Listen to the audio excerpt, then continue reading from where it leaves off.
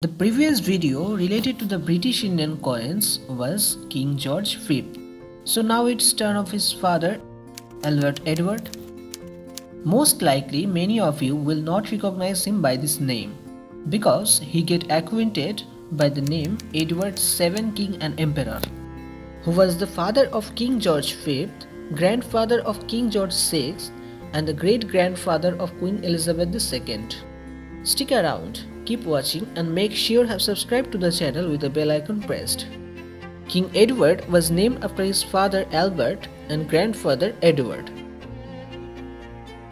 As the eldest son of Queen Victoria, all responsibilities fell on his shoulder after his mother's death, and he became the King of United Kingdom and British Dominions and Emperor of India in the year 1901 with the name Edward VII. The coronation was set for 26 June 1902, but only 2 days beforehand, the king was forced to postpone it until 9th August owing to an attack of appendicitis which required an emergency operation.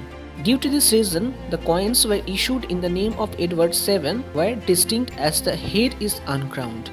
This mix-up apparently happened because although Queen Victoria died on 22nd January 1901, Edward's coronation was not held till 9th August as I said before. As such, he could not be shown to be wearing a crown till the time of his formal coronation. The practice of showing his effigy without a crown continued till the end of his reign. To rectify this anomaly, a rupee was designed only in 1910 but could not be issued for general circulation because Edward died in the same year.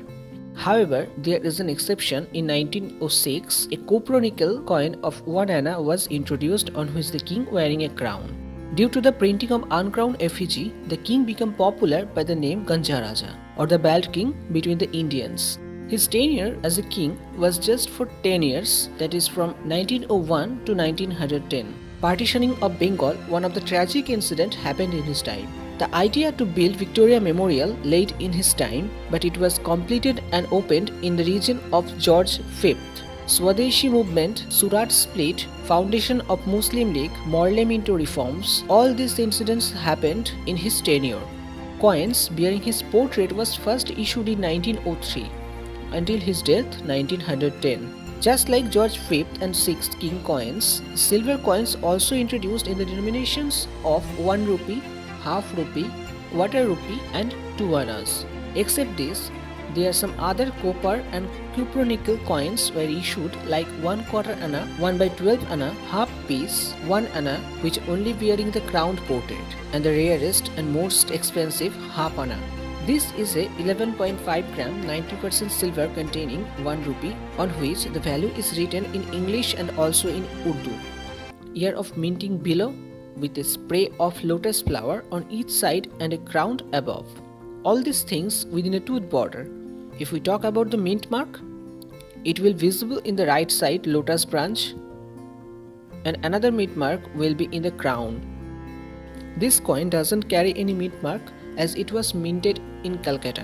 On the obverse side of this coin, bust of King Edward VII facing right and lettering Edward VII King and Emperor surrounding the portrait. If you want to know why is he facing right, then just watch Queen's portrait evolution video from the description box. It will help you a lot to understand. Let's move to the price details. It costs around 900 to 1000 Indian rupee, which is approximately 15 US dollars as per condition. I don't have the real half rupee and quarter rupee of this series to share as they containing very high market price. Their values around 1500 to 3000 Indian rupee or 20 to 25 US dollars each. We will talk about the copper ones in another video. तब तक के लिए खुश रहिए और channel को जरूर subscribe कीजिए।